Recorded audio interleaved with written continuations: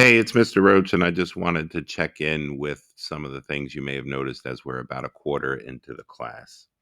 So, the first thing I wanted to address is there is a lecture video for everything I say in class. And if students miss a class for whatever reason, they're going to miss a class, they really should get in the habit of going to the classwork tab of Google Classroom. For some reason, most kids stay on the stream tab. But if you go to the classwork tab, you will see that there's lots of unit resources available to them. One of the things I do is I put videos for every unit posted. I try to keep them under 10 minutes so that if you miss a class, you can see the lecture that you missed. So try to go to the title that is similar to what it is that you are trying to do as homework for that day, and that video will get you up to speed. So please encourage students to look in that classwork tab. For some reason, they really only like to stay in the stream, and if they look in the classwork tab, they will find many of the resources that are going to help them get through that unit. So you may be wondering, why do I do things like this, like post videos for all the lectures and allow my students to retake quizzes and post answers to all the homework? I can let students take the test another day if they come in and say, I'm not ready today. I allow these things to happen first because when I started my return to teaching 7 years ago, I noticed students were really focused on the grades. There's a lot of pressure for them to do their best grade wise, and they weren't focused on what they knew. And I kind of wanted to shift that focus back to understanding rather than what their grades were. The other thing is, I've learned, especially in my master's at NC State in education, that students only learn things through experience.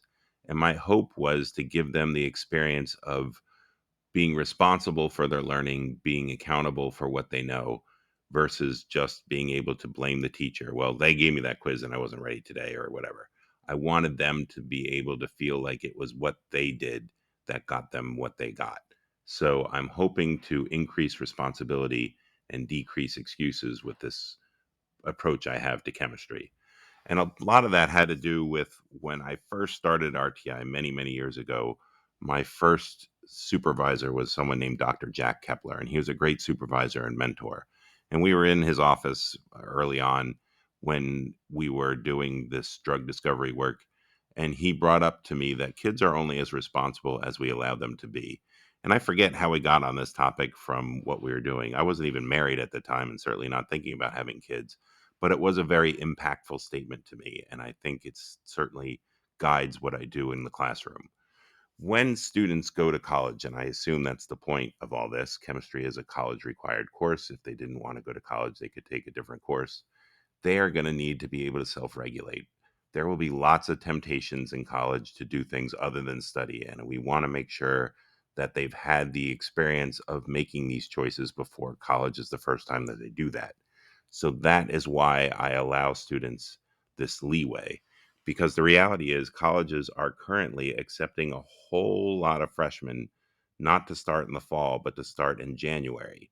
And these are students that maybe didn't make the first cut, but they know come January they're going to have lots of space for more students because so many freshmen will drop out. And they'll drop out due to this lack of self regulation. They will have come victim to all the other things that are available at college that doesn't involve education and not have done the schoolwork that they were there to do.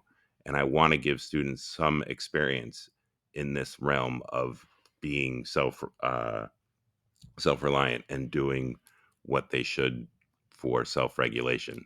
So in my studies, again, we've learned that impulse control, initiative, persistence, and autonomy are the things that support self-regulation. The things that go against self-regulation, that make things harder to allow students to learn about self-regulation, are worry, anxiety, and fear of a negative evaluation. So I try to minimize these in my class and make the supports more available to students so that they can self-regulate and see that result in their performance. And it's from that that I'm able to get this 85% of students after they take my course to agree or strongly agree that they had a grade that reflected their effort. So if your students are missing lots of assignments, if your students are taking quizzes over and over again and the grade is very low initially. If your students are taking tests and the grades are very low, what we might be dealing with more is this self regulation issue that we can address as opposed to understanding. I appreciate your time. Thank you.